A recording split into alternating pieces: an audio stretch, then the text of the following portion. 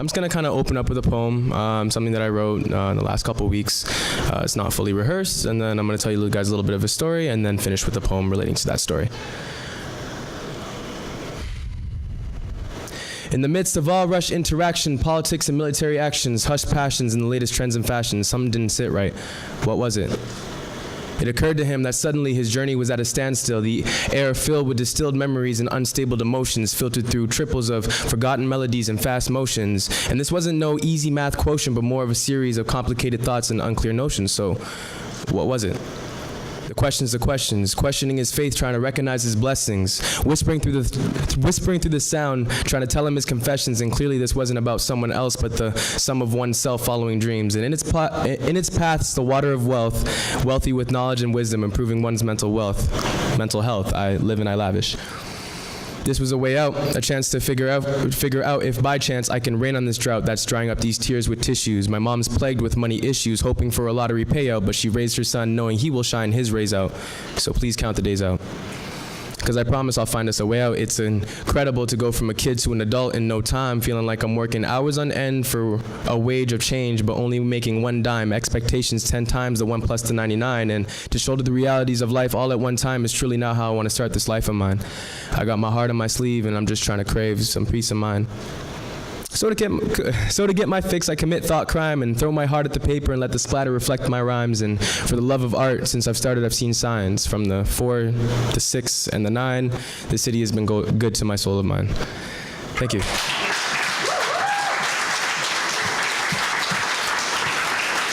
Okay, so again, how's everybody doing today? Good. So my name's Conrad Hendrickson. I grew up in the West End in Etobicoke. Went to ECI and then later on to York Memorial Collegiate. So I'll tell you a story about my very first high school experience, which had to do with a girl. Very first major relationship. You know, they call it puppy love, so on and so forth. You know, it started off really good. At first, you know, when things start off, everything seems so promising, and you know, you invest yourself and so on and so forth. But it turns out this girl was not good for me. It took about a year and 3 months through the whole process to, you know, for it to start and for it to finish. You know, starting off, we met at school. Really cute. She caught me like that, and I was just smitten by her looks and smitten by her personality. And as things kind of progressed on, she started showing her true colors. And now this was a time in which I was, you know, my mom raised me really well, and you know, traits of my mom kind of passed over into me, which was just being a pushover, simply just, you know, putting up with shit that you shouldn't really put up with. And you know, starting off the first 3 months, she cheated on me a few times, and you know, that was something that I had to, you know, swallow. And I tried to see the bigger picture, you know, at such a young age. And you know, that was the first girl in which I, you know, lost the V card to. And so, you know, with those ones, you get really in a sense locked into something in which you think that you should invest into. You know, as things went on, all my friends told me, you know, this is a girl that you shouldn't be with, Conrad. This is somebody that's not for you, who doesn't value you, who, you know, disrespects you. And, you know, yeah, no, I hear you, no, definitely, and, you know, always trying to pass it off and, you know, trust my falsified intuition at the time. And, you know, as time went on, you know, things like, you know, her cheating on me again, and, you know, then leaving me, and then getting back together with me, and then leaving me, and then, you know, being mentally abusive. If you really loved me, you would really do this. If you felt this way about me, you would do this. Come see me right now, so on and so forth. And this was, you know, just constant cycles of mental abuse, right? And, you know, being at a young age, she was about 2 years older than me, so I feel like she had a good 2-year jump on experience of life, so to say. And you know, it got to the point where, you know, I went through depression, really heavy and deeper depression. A lot of my friends stopped communicating with me. For a long time, I was just isolated, alone. If it wasn't her that I was seeing, I was by myself. So, you know, before getting into this relationship, I was a very extroverted individual, not really introverted, not really introspective, and, you know, every experience has its pros and cons, and the one pro that I could take from that was that I became very introverted, very introspective. I had a lot of time alone. I had a lot of time to reflect on myself, while in this abusive relationship with this girl. And eventually it got to the point where, I developed a eating disorder. I stopped eating, and I just started. I developed a stutter, which was actually like never a thing for me. So like people would talk to me, and I'd be like, yeah, and it was just something that, my mom was really, really worried for my health, and every time that my mom's a very outspoken individual as well, and so every time she would come over, or she knew that I was going to hang out with this girl, I begged her not to say anything, just because I was in my own delusions at the time, and so.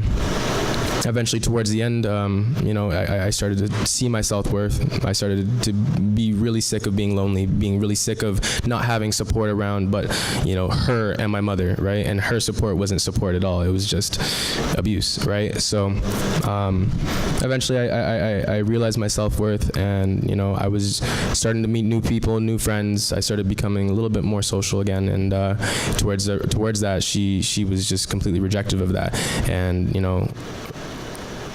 I manned up, and I decided to leave her, and it was probably one of the best decisions I could ever made, because had I not, who knows where I would be, who knows if I would be here. So, I thank myself for that, and that kind of leads into my poem. My poem is, it's a two-part poem. First part is having to do with her, and the second part has to do with another girl, which contrasts her in two completely different spectrums, or from one side of the spectrum to the other side of the spectrum. So I'm going to get into that. I'm just going to drink some water. 1 second. She was a lot of things. Well, she said a lot of things along the lines of incomplete fights that left me like a hung string, or the hornet she spat at me that left the nastiest sting. And for her majesty, I was inadequate to be her king, yet she still spoke of someone's future in a ring. She planted a bad seed in my mind.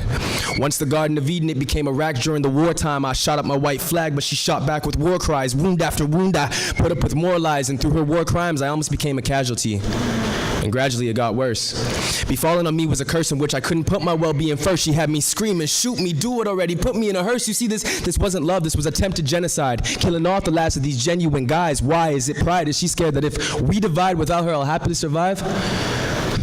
You see, I was starving to thrive, and she was holding me back from the edge of that 5,000-foot cliff called being alive, and with no remorse or regret, I took that dive.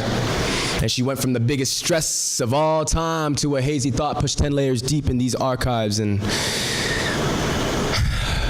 long after all that strife, a common saying became relevant in my life. They say, if you let someone you love go and they come back, it's right. The soul just my type appeared in an instant and loved me with my end. That soul was you. That soul is you. Second girl. And that soul was you. That soul is you. And with all the hues of the rainbow, there are not even few that are comparable to how true your colors beam through. And when you smile, your smile is as bright as the sun, triumphantly beaming its light on us as we stroll through strawberry fields. You see, I can be your Johnny, you can be my Yoko. Laying by the window, sun rising, sipping cocoa, and my bed could be our makeshift Dakota hotel, and we can speak our secret languages, only us can tell. You see, for you 1,000 times over I fell, and you caught me. Every time. You see, you are these metaphors beneath these lines, and you are the sound I hear through the grapevine, and I'll carry your heart. Just promise you won't shatter mine. Thank you.